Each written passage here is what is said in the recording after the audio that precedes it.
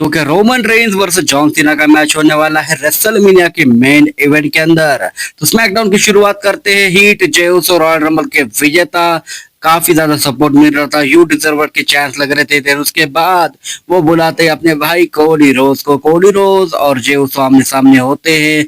कोडी रोज बोलती कि मैं तुझे चैलेंज हो सकता हूँ for the undisputed WWE championship के लिए, और हम दोनों का मैच हो सकता है रेसलमेनिया 41 के अंदर। कोडी रोज यहाँ पर कहते हैं कि मेरे डॉक्टर ने मुझसे कहा है कि तुम अपनी चैंपियनशिप को रिलीवकिश कर दो क्योंकि तुम्हारी हालत इस समय पर अच्छी नहीं है। और देन उसके बाद जे उससे बोलते हैं शायद ऐसा भी हो सकता है कि तू भी अनडिस्प्यूटेड चैंपियन रहे रेसलमेनिया के अंदर और मैं बन जाऊं न्यू वर्ल्ड हैवीवेट चैंपियन। उतने में ही यहाँ पर जेकब फाटू का थीम सॉन्ग प्ले हो जाता है। जेकब फाटू और टामा टूंगा आते हैं और यहाँ पर जेकब फाटू बोलते हैं कि लास्ट ईयर पहले हमारे फैमिली मेंबर के पास ये चैंपियनशिप थी, लेकिन तूने वो चैंपियनशिप छीन ली थी और इस बार और एक मौका मिल चुका है कि हमारे फैमिली के मेंबर के पास ही ये चैंपियनशिप आ जाए। और देन उसके बाद वो बोलते हैं कि जे उसो वो तो तू तो नहीं होने वाला।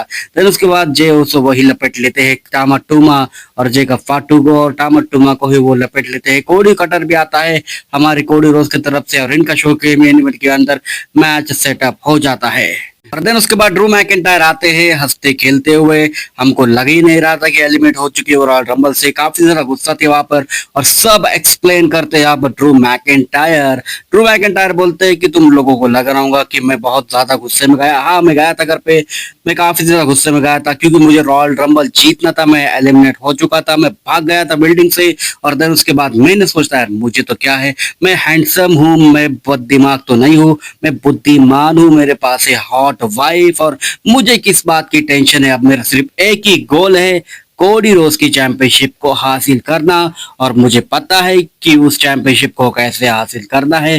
पहले मुझे एलिमिनेशन चैम्बर के अंदर उतरना पड़ेगा और देन उसके बाद मुझे वो सारे के सारे बंदों को हराना पड़ेगा और मैं हराने के बाद जीत जाऊंगा एलिमिनेशन चैम्बर और मैं रिटेन नहीं बल्कि न्यू डब्ल्यूडब्ल्यूई चैंपियन बनूंगा रेसलमेनिया के अंदर। उसके बाद जिमी उसो आते हैं, वो बोलते हैं कि अपनी बकवास बंद कर और आज मैं तुझे हरा दूंगा और मैं अन कर दूंगा उस एलिमिनेशन चैम्बर की कुर्सी के लिए। देन उसके बाद एलन नाइट आते हैं। एलन नाइट भी अच्छा खासा रोस्ट करते हैं और इनके बीच हमको भौकालिक मैच देखने को मिलता है। एक स्पॉट तो बहुत खतरनाक था, एलन नाइट वहां पर सुपर प्लेक्स लगाने जाते हैं जेमी ओसो को, उसको वो सुप्लेक्स सुपर प्लेक्स में बना देते हैं और देन उसके बाद लास्ट मोमेंट पर बीएफटी फिनिशर लगाने जाते हैं यहाँ पर एलन नाइट जिमी ओसो को, उसको ही काउंटर करके बीएफटी फिनिशर तो लग जाता है, लगते के साथ क्लेम और किक भी पड़ जाती है।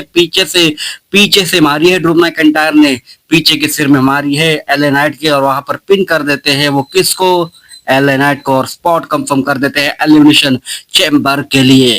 तो अब आता है शो का मेन इवेंट, कोडी रोज जे उसो वर्सेस जेकब फाटू और टामा टोमा के बीच।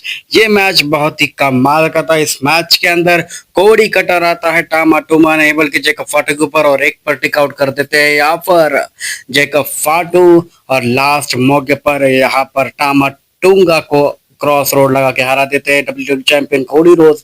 और देन उसके बाद 7 सेकंड ही खत्म होने वाली थी वनडे नाइट रॉ नेबल की स्मैकडाउन।